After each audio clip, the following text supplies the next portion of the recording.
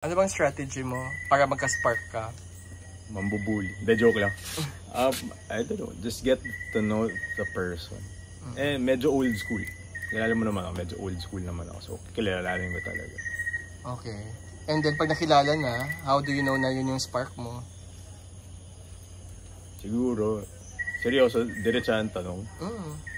Pag if I feel na attracted din siya and interested din siya, pero kung na-feel ko naman na hindi, I mean, why bother? Give up agad? Ay, sige, fine. Di, konting chase. What are you looking for in a partner ba? Someone who's chill. Someone who's like, enjoys to be with me.